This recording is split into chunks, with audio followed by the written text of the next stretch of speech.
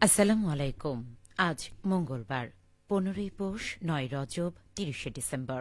বাংলাদেশ বেতার রাজশাহী। স্থানীয় সংবাদ পড়ছি উম্মে সালমা। বিএনপি চেয়ারপারসন ও সাবেক প্রধানমন্ত্রী খালেদা জিয়া আর নেই।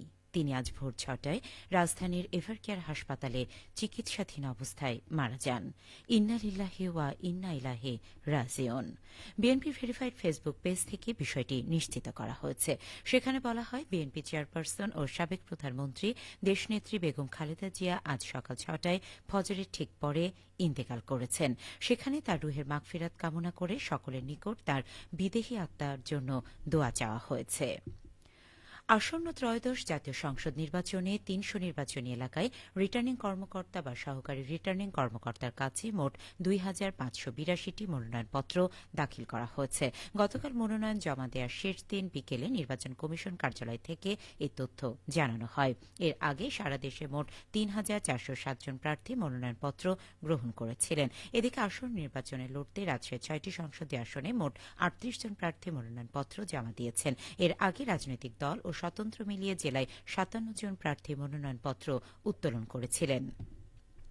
জেলার রিটার্নিং কর্মকর্তার কার্যালয় সূত্র জানায়, রাজশাহী ১ আসনে ৬ জন, রাজশাহী ২ আসনে ৯ জন, রাজশাহী ৩ আসনে ৭ জন, রাজশাহী ৪ আসনে ৪ জন, রাজশাহী ৫ আসনে ৮ জন এবং রাজশাহী ৬ আসনে ৪ জন প্রার্থী মনোনয়নপত্র জমা দেন। জেলার রিটার্নিং কর্মকর্তা আফিয়া আক্তার জানান, এসব মনোনয়নপত্র বাছাই আজ মঙ্গলবার থেকে আগামী ৪ জানুয়ারি পর্যন্ত চলবে। প্রার্থিতা প্রত্যাহারের শেষ তারিখ ২০ জানুয়ারি। ২১ জানুয়ারি প্রতীক বরাদ্দের পর ২২ জানুয়ারি থেকে শুরু হবে নির্বাচনী প্রচারণা। আগামী ১২ ফেব্রুয়ারি সকাল 7:30 থেকে বিকেল 4:30 পর্যন্ত বিরতিহীনভাবে ত্রয়োদশ জাতীয় সংসদ নির্বাচনের ভোট গ্রহণ অনুষ্ঠিত হবে। নওগাঁ জেলার ৬টি সংসদীয় আসনে মোট ৪১ জন প্রার্থী তাদের মনোনয়নপত্র দাখিল করেছেন। নির্ধারিত সময়ের মধ্যে মোট ৫৩ জন মনোনয়নপত্র উত্তোলন করেছিলেন। জেলা নির্বাচন অফিসার আব্দুল মোতালেব জানিয়েছেন, গতকাল মনোনয়নপত্র জমাদানের শেষ সময় পর্যন্ত জেলা ও বিভিন্ন উপজেলার রিটার্নিং কর্মকর্তার কাছে নওগাঁ ১ আসনে ৮ জন, নওগাঁ ২ আসনে ৬ জন, নওগাঁ ৩ আসনে ৮ জন, নওগাঁ ৪ আসনে ৭ জন, নওগাঁ ৫ আসনে ৭ জন ও নওগাঁ ৬ আসনে ৫ জন প্রার্থী মনোনয়নপত্র দাখিল করেছেন। এছাড়া নাটোরের 4টি সংসদীয় আসনে মনোনয়নপত্র উত্তোলন করা হয়। ৪২ জন প্রার্থীর মধ্যে ৩৫ জন মনোনয়নপত্র দাখিল করেছেন। 4টি সংসদীয় আসনে বিএনপি, জামায়াত ইসলামী, আন্দোলন বাংলাদেশ দলের পক্ষ থেকে প্রার্থিতা দেওয়া হয়েছে। এছাড়া 3টি আসনে প্রার্থী দিয়েছে খেলাফত মজলিস, 2টিতে এবি পার্টি এবং 1টিতে এনসিপি। সিরাজগঞ্জের সরিষার হলদে ফুলের চাদরে মাঠের পর মাঠ ছেয়ে আছে, আর ফুলে ফুলে ছুটে মধু আহরণ করছে মৌবক্সের মৌমাছিরা। এই মৌবক্স থেকে মধু সংগ্রহে ব্যস্ত সময় পার করছেন সিরাজগঞ্জের মৌচাষীরা।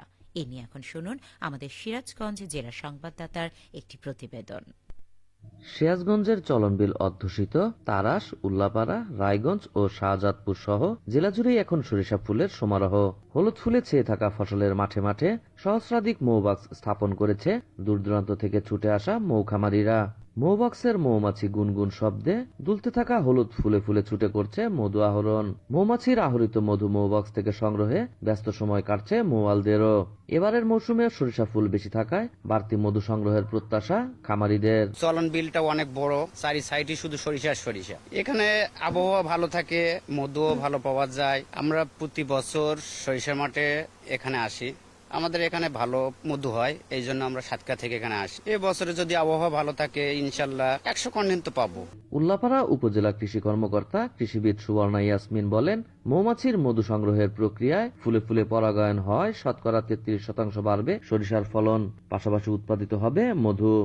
আমরা কিন্তু বাংলাদেশে উপজেলার ওয়ারি সরিষা উৎপাদনে প্রথম, এছাড়া মধু উৎপাদনেও প্রথম। গত বছর আমাদের প্রায় 183 মেট্রিক টন মধু উৎপাদন হয়েছিল এবং এবছরে আশা করতেছি 195 থেকে 198 মেট্রিক টন মধু উৎপাদন করতে পারবো। চলতি মৌসুমে জেলায় মধু আহরণের লক্ষ্যমাত্রা রয়েছে 404 মেট্রিক টন। সাজিরুল ইসলাম সঞ্চয়, সিরাজগঞ্জ জেলা সংবাদদাতা, বাংলাদেশ বেতার, রাজশাহী। সিরাজগঞ্জ জেলা সংবাদদাতার প্রতিবেদনটি শুনলেন। আসন্ন শিক্ষাবর্ষে নাটোর জেলার চাহিদা অনুযায়ী প্রাপ্ত প্রাথমিকের সকল পাঠ্য বই উপজেলা শিক্ষা অফিসের মাধ্যমে সংশ্লিষ্ট বিদ্যালয় পর্যায়ে বিতরণ কার্যক্রম শেষ হয়েছে।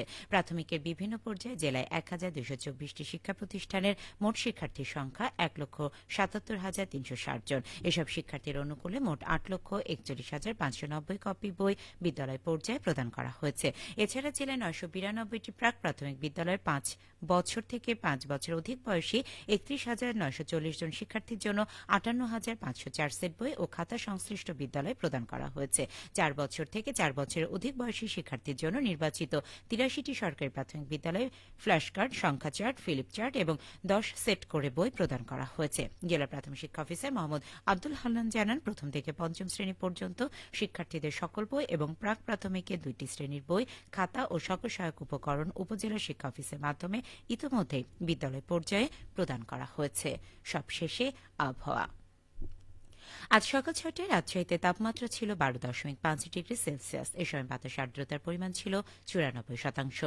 রাজশাহী পার্শ্ববর্তী এলাকায় আজ সূর্যোদয় হয়েছে ভোর 6টা 48 মিনিটে এবং সূর্যাস্ত সন্ধে 5টা 27 মিনিটে।